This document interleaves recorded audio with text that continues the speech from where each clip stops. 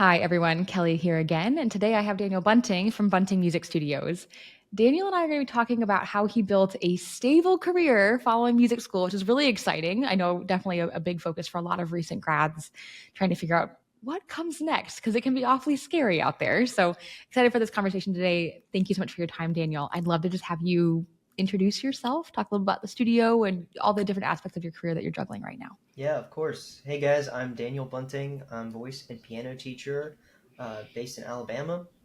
Yeah, I've been teaching for a little over a year now privately in my studio. I'm a songwriter and I produce music as well. And I do church gigs and I just love to sing and perform.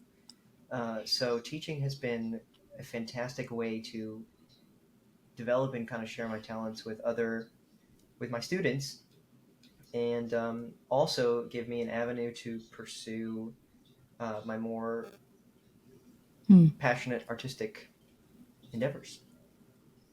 Yeah, absolutely. Well, what's cool about your teaching too is you're bringing in a lot of those elements of your musical passion to the work that you're doing as well. And it gives you a chance to not only, obviously teaching general, not only support your students, but also show them what else is possible in the industry that, yeah, we can have church gigs. I know that you've got a job at the TV network, that you can be a singer songwriter. Hmm. It's rare that a musician is only one thing, right? Yeah, We tend to have a lot of dimension to us, which is cool for our students to see and participate in as well and bring those elements. yeah, for sure. Awesome. On that note, what are some things that you think makes your studio or your approach to teaching maybe a little bit more unique or things that are really exciting for you to work on with students? So the thing that I like to bring into my teaching is really both of my backgrounds. I have classical background, master's degree in voice pedagogy, music school, which is fantastic, great, and totally useful. And then I have my passion for pop music, Mm. songwriting, different popular genres.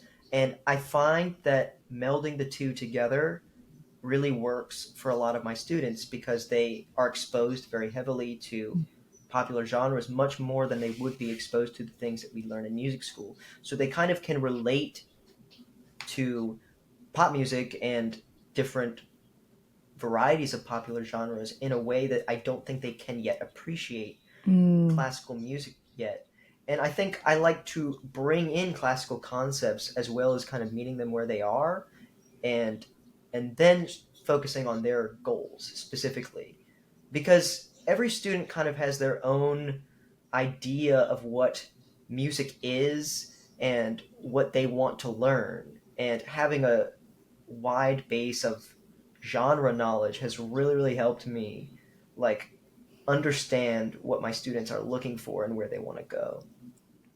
That's awesome. And something I know your students really appreciate because they have some input in that process, which I think is so important. And a totally different aside, I saw a comment on socials this week. I posted something about like how to keep your students motivated and practicing. And a lot of it was what you just mentioned, like meeting them where they're at and what their interests are. And I saw a comment back that was kind of along the lines of, well, some students just don't have that motivation. And I think, especially from what you're saying right now, you probably would agree with this. I don't necessarily think that's true. It's just that we haven't found what their interest is yet. And once you find that little interest and we can relate, again, even our classical technique back to their interest, man, the light bulbs just go off. Like they're so excited about it and they want to practice and they're motivated and they want to come to lessons and they're excited because like the adult in the room listened to them and they Yeah, get to work on things that they want to work on, yeah. you know? And it's so interesting. I find that when I ask students like what they want to learn, they don't know like what to say. And it's Right. not because they don't actually have an idea. Like I remember sitting in my piano lessons, if my teacher would ask me what my favorite songs were, I would be embarrassed to tell them because adults would not really ask me that kind of thing, and I'd be embarrassed of the Mm, answer that I would give. And it's very self-conscious to tell people what you like, especially something as emotionally important to us as music is. And so I think really getting to the core of what the student wants, and what they, obviously we have to lead them as well because there's things that they can and cannot do yet based off of skill and development, but kind of getting them on that path and getting them excited about things is exactly kind of, it's what I think my core mm, teaching philosophy is. I have this one student who sings Nirvana and like punk rock. It's not my expertise, but classical vocal technique can be translated into these genres to help them sing in a healthy way. And there's more crossover than you would think, and Yeah. that's I love stuff like that. Is really finding the crossover between different styles. That's awesome. I mean, you can tell you just like light up talking about the the teaching technique and supporting those passions for your students. It's so cool. And some of this stuff, like it feels so obvious, right? That when you give your students ownership of their learning, that they're going to engage with it because it's theirs and it was their idea or their input. But also sometimes in teaching that can be a challenge. Like it's a really easy thing to say that I like to give my students ownership, but that's a different role for an instructor. Now you're not just the source of information, it's really more of a mentorship and a guidance, and you're asking a lot more open-ended questions and allowing for more self-discovery. It is a different role, and those are things that sometimes even in our pedagogy courses we're not necessarily learning about.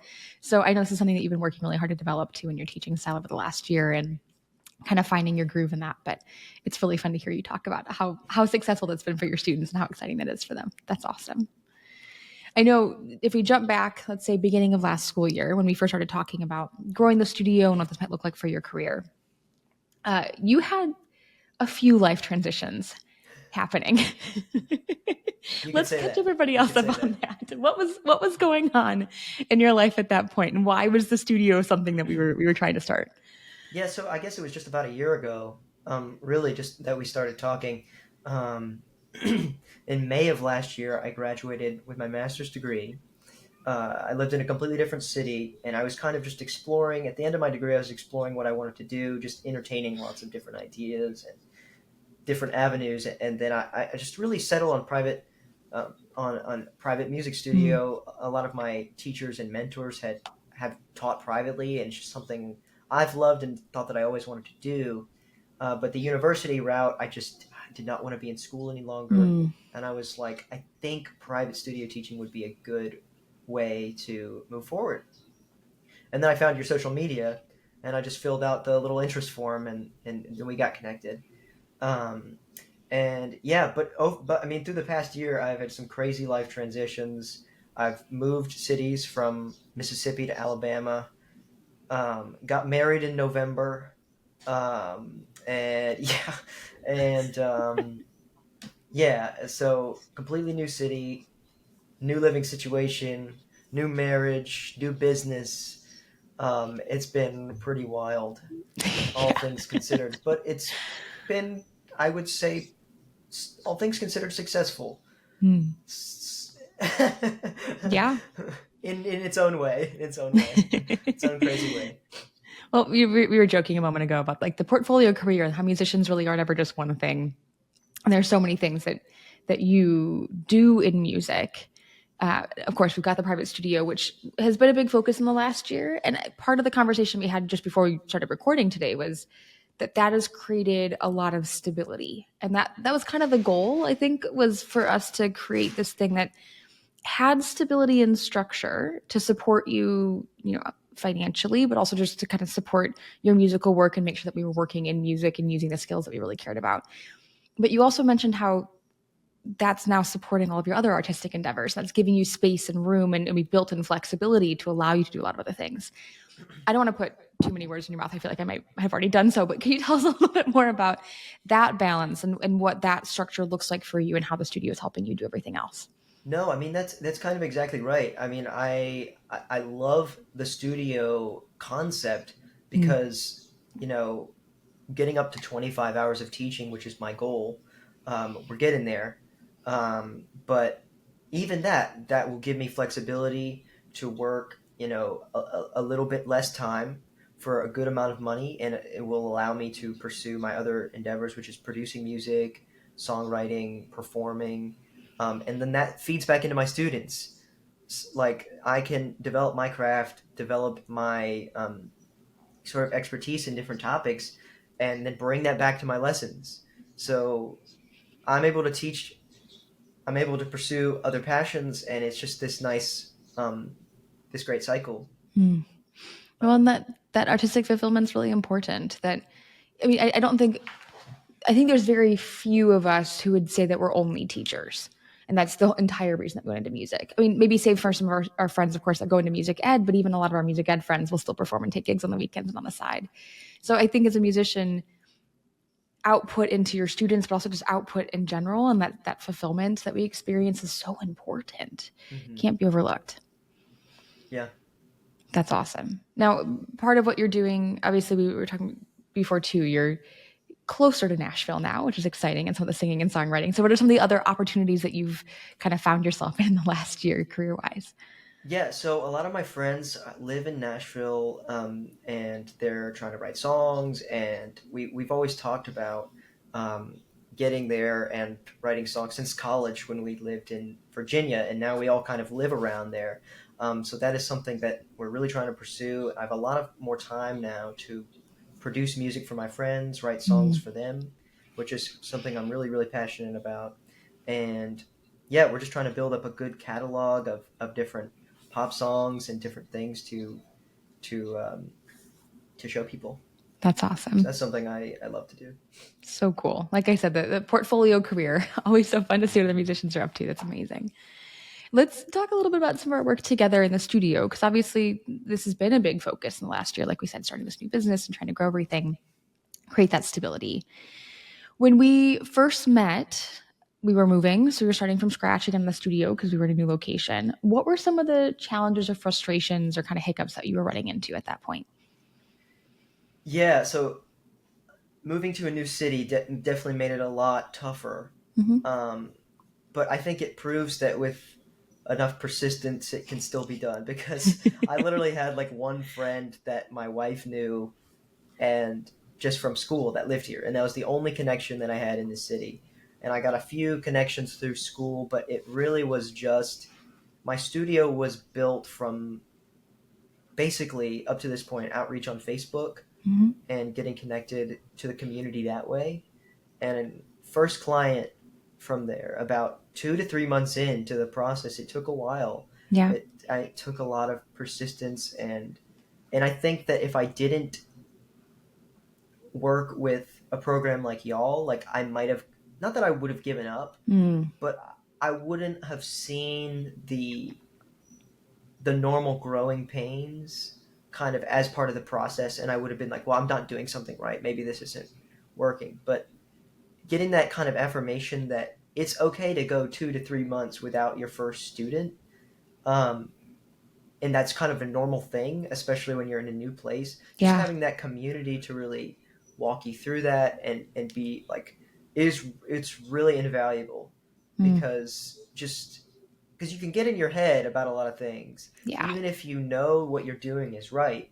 Just keeping down that course, keeping down that path, and having people to help you through that is really important.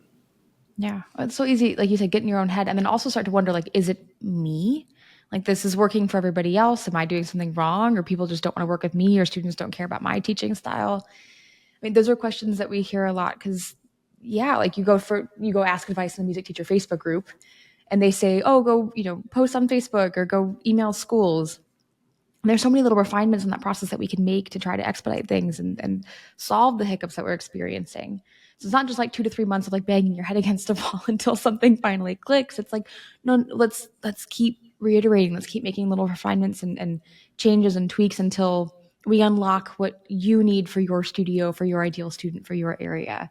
Yeah. I know that's something you were really persistent on, and I would like to commend you for that because it is hard to stick with it when you're not seeing immediate results. But again, being in a brand new area when you have no connections, no, like I want to say like community advocates almost, like no one else is out there saying Daniel's a great teacher, take lessons with him. They have to build those relationships from scratch. It does take time. It does. Hmm. Ah.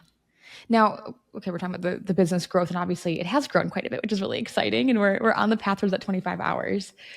If we think just general life growth, as the studio has grown, as we've added all these students, how has that impacted? I know we talked about your career a little bit, but how has it impacted life in general? What does that balance look like, or how are we feeling? Yeah, I think life. I think just so getting my master's degree last year. I'm fresh out of school.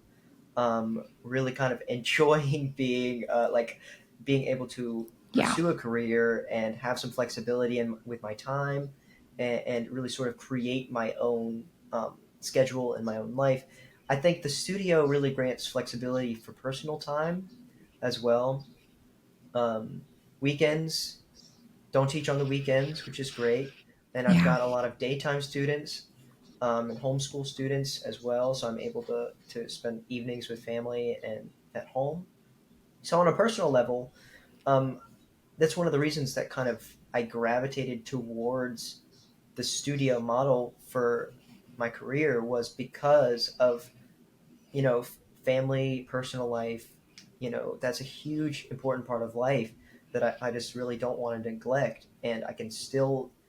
Yeah, that's the reason I gravitated towards this was because it allows me to sort of balance my time in a Mm. healthy way where there's other career paths in music that I think I'm capable of doing, but you have to sit down and ask yourself, am I ready to make those sacrifices, Mm. like full in to make this performing thing my career?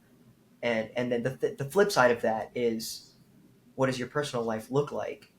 Are you willing to trade that? And I wasn't personally. So I wanted to find a career that would balance my time and give me time with family, time Mm. with friends, and still be a fulfilling career path. Yeah, that makes total sense. I remember when I was in college, I was babysitting for a couple members of the local symphony, and every Friday and Saturday night, mom and dad had gigs. And Yeah, which I mean, I loved those children. Like it was so much fun babysitting them. I was not complaining in any way, shape, or form. They also had a soundproof practice room in their basement, so when kiddos went to sleep, I could take the monitor down there and practice. It was great, like yeah, ideal yeah, setup yeah. for a music student, right? That's cool. But also that was really eye opening for the exact reasons that you're saying. Like here is the weekend opportunity where kiddos are home from school and they're not always home for dinner, and that's just a very different lifestyle. It's not good, bad, or otherwise, but it is a choice that people have to be informed about when they make those Yeah. decisions. It's um, definitely different, and yeah. some people are built for that, and I Yes. think that is amazing, and Yeah. I we need those people because those are my students. Like the people that are really passionate, especially in the musical theater world, where the goal is Broadway Mm, or a tour or something, yep. where it's like 24/7. This is your life, Yeah. and those people that do that kind of stuff are amazing, and but it's not for everybody, and it's definitely, I think, something that you kind of have to sit and ask yourself, like, Mm, and if you decide that is for you, then that's amazing.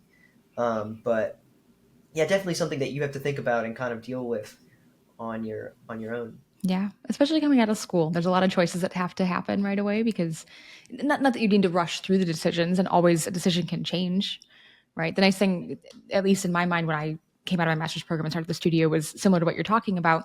Now I have a choice. Like I've got stable income in music, and also if I need to take next week off and take an audition, I can do that. I've built that Yeah, into my schedule already. So you still have some of that flexibility. It's not like the studio becomes your entire life and personality and you don't get to do anything else. I think that's the main point of our conversation today is you have and are dabbling in so many different areas of music, and having the flexibility and the freedom to do that is amazing post yeah, grad, to be able to again like support yourself financially in music, but then also be able to just allow yourself the freedom and the space to be creative and have that outlet and perform too. It's yeah. awesome. I think in a weird way, it gives you some buying power in your own life, to where you Mm, can like kind of choose the opportunities that you really want to focus on, and not let other people dictate for you what you need to pursue. So that flexibility lets you like take that audition that you want to take, or yeah. like take that audition, or yeah, take that opportunity that you really want to focus on, instead of just saying yes. Mm. And isn't that the cool thing coming out of music school, where someone else has told you what to play and what to sing and what to perform for years? Like undergrad to masters, that's a 6 year period. Where and even in high school and things, taking lessons and performances and school music programs, someone else has, for the most part, dictated what you're doing your entire musical life. All of a sudden, post grad, it's like, wow, I can get some friends together and just play quartet for the end of time because it's cool and I want to do it. Like we can just like put together our own concert. This is wild. It's not for credit. It's just for Yeah, yeah, fun. yeah, yeah, yeah. Yeah, it's a That's cool. weird feeling. Hmm. Oh, that's awesome. Okay, so jumping back a little bit, when you first reached out on social media, what sparked that for you? What made you want to reach out and talk about your studio with us and then potentially doing work with us as well? Yeah, I think just like your social media really resonated with me. Kind of the way you talked about the studio career and just some of the common sense things that you had about like Mm, the thing that I thought was really cool that you posted about a little bit is the flat rate monthly tuition model. mm, Some of the reels I saw about that, I was like, "This is a cool idea." And then I saw just like more content about like more of the logistical side of things, of kind of how you approached um, the studio setup that I found really, really appealing. And it's like, if I could learn to do that, that would be pretty awesome. Like mm, I don't know where to start when it comes to. I mean, I've never run a business before, so just getting that kind of that business guidance from somebody who's ran a studio. You seemed really genuine with your marketing, um, which kind of also drew me to that as well. mm. Thank you for saying that. That means a lot to me.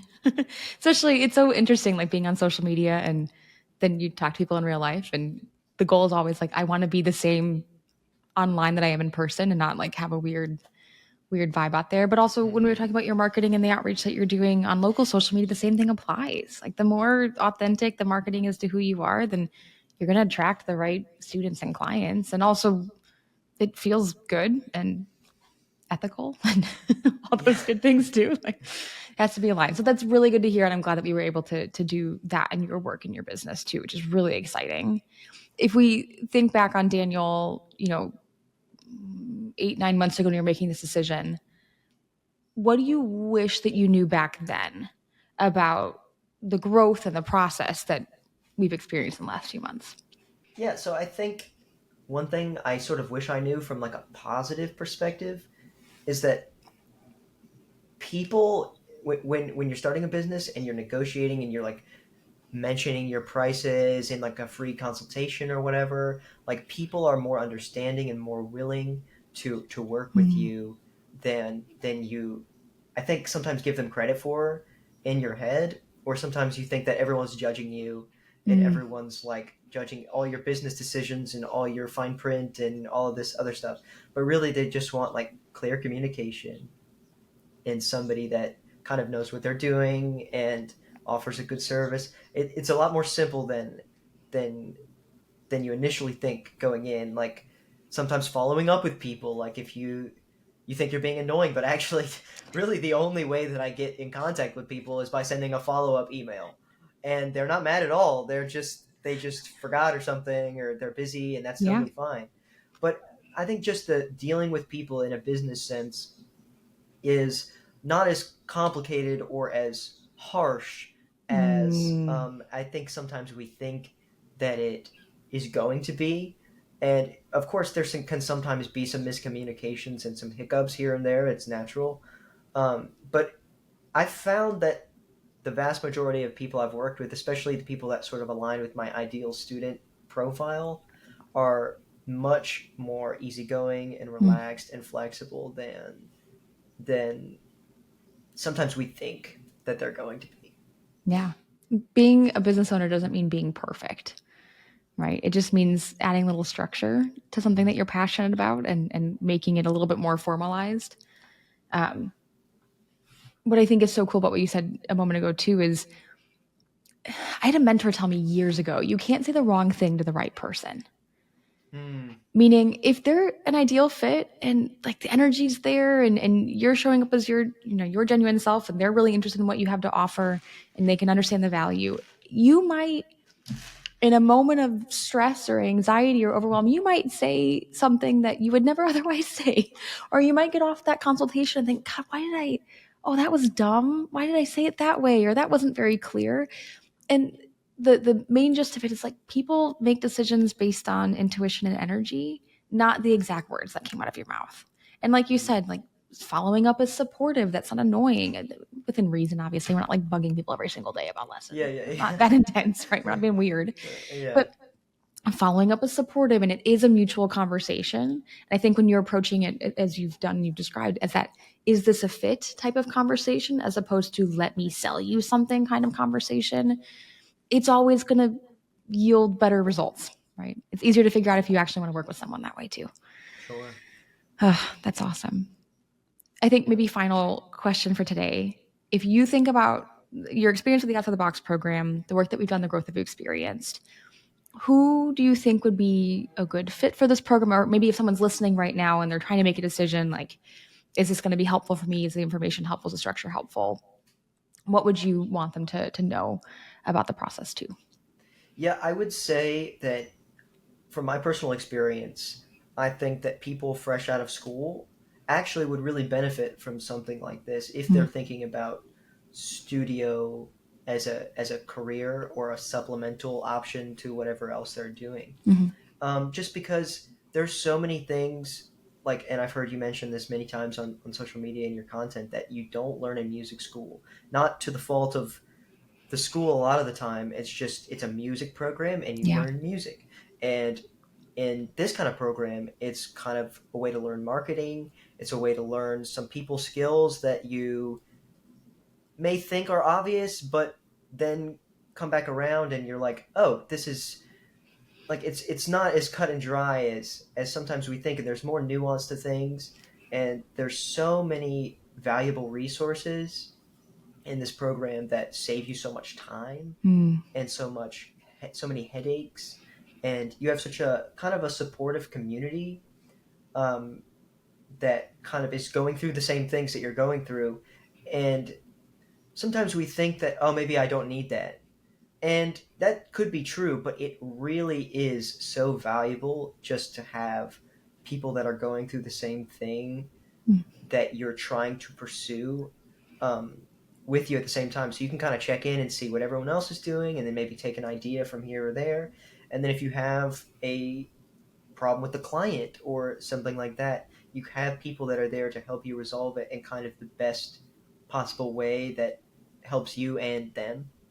Um, so I guess all this to say, I think it's great for people fresh out of graduate school or undergrad that want to pursue studio as their full-time career, because of the business resources and the great mentorship help and just those things that we really sometimes take for granted that are so essential to success anywhere, honestly. Like there's so many things from this program that Mm. if I switched careers, I would use a similar idea, because I'd be like, oh man, that's just a great principle in business and work.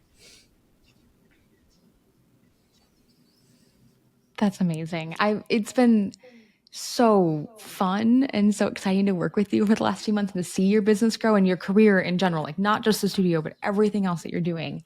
Develop post grad has been so cool because you really have built this portfolio career in, I mean, we're talking right now and it's June, just over a year of graduation, which is Yeah. wild and so exciting to see. So thank you for sharing your experience in the program, but thank you for just talking about life and career in general and how you've gotten to this point. It's so exciting and I'm so proud of you and I can't wait to see what happens next. And I know you've got a lot of irons in the fire. So it's fun to think about what this time next year is going to look like in Oh your career yeah. and your growth too. Yeah. Make sure you tell me. I can't wait to hear updates. Awesome. Thanks so much, Daniel, for your time and energy. Parting thought, if someone wanted to learn more about you or your music online, where can they find you? Yeah, so you can find me at Daniel R. Bunting on Instagram, and then Bunting Music Studios on Facebook, and then buntingmusicstudios.com. Cool. Yeah, Daniel's got, like I said, a lot of cool music in the works. So check him out. I know he's doing a lot more on social media these days too, which is fun to see. And I love the insight into the process as well. So thanks for sharing.